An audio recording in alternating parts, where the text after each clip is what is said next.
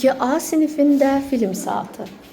Bugün biz sinifimizi kinostudiya elədik və şagirdlərimiz kinoya baxmaq üçün bilet əldə etməlidirlər və bu zaman kassaya yaxınlaşmalıdırlar. Kassada biletlər adətən kino yerlərində ödənişli satılır. Bayaqları mən sizə qaydaları başa salanda, orada özümüzü necə aparmalıyıq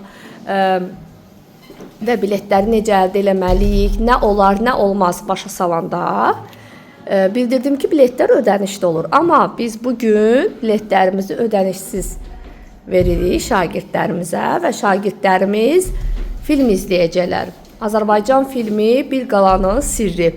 Və biz qaydaları bildiyimizə görə özümüzü yaxşı aparsaq, sinifimizdən sonra başqa bir gün artıq kinofilmə gedib baxa bilərik. Deməli ki, özümüzü qaydaları bilirik, yaxşı aparırıq və biz yola çıxa bilərik o zaman. İndi bugün bilinəcək bu.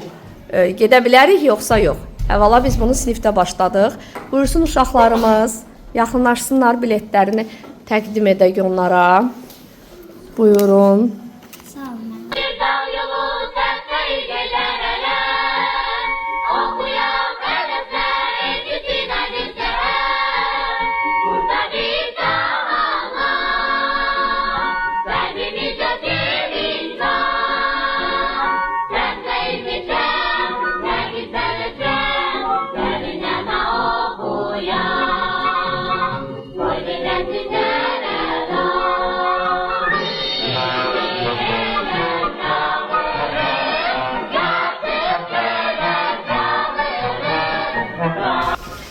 Işıqlar söndü, film başladı.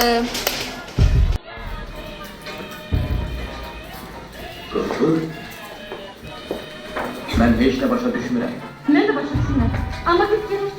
Mənim tapmaca tapmalara baxdım, nə də həvəsim var. Deyirlər ki, Həkim babanı və ustanı xilas etmək üçün o boz qayanı yarmaq lazımdır. Mən bu saat oraya gidəcəyəm. Sən boz qayanı getməyəcəksən. Yox, gedəcəyəm. Mən sənə deyirəm ki, getməyəcəksən. Mən də sənə deyirəm ki, bu saat gedəcəyəm.